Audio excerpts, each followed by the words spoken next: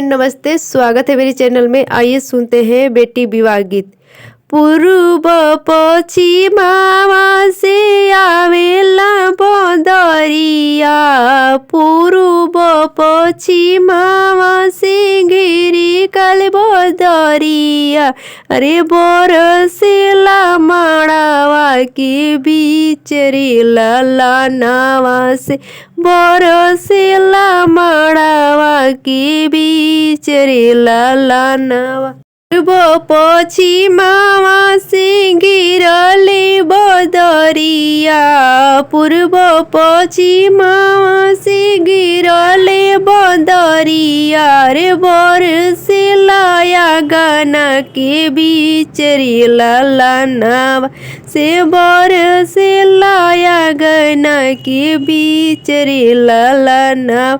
भीतरी से निकले ले बेटी हो कवन बेटी, भीतरी से निकले ले बेटी हो कवन बेटी। धई चौकठिया त खाड़ रे ललनावा, धई चौकठिया भीरी खाड़ रे ललनावा। आजू के रतिया जानी बरसा बदरिया, आजू की रतिया जानी बरसा बदरिया।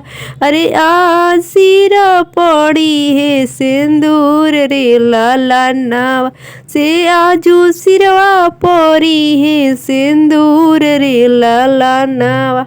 अब नहीं बरसा में मोरे बेटी, अरे अब नहीं बरसा में मोरे बेटी।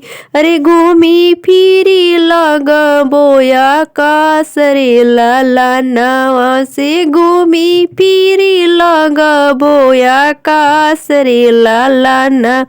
भीतरी से निकले ले भैया हो कवन भैया, भीतरी से निकले ले भैया हो कवन भैया।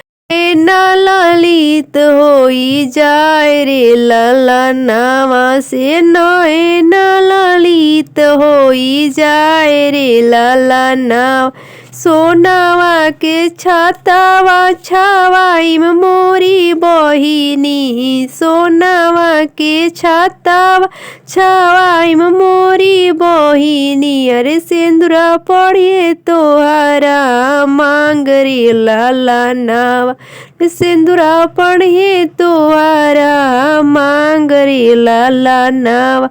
पूर्व पश्चिमावा से गिरला बदरिया, पूर्व पश्चिमावा से गिरला बदरिया। बरसेला माड़ावा के बीच रे ललनावा से, बरसेला माड़ावा के बीच रे ललनावा।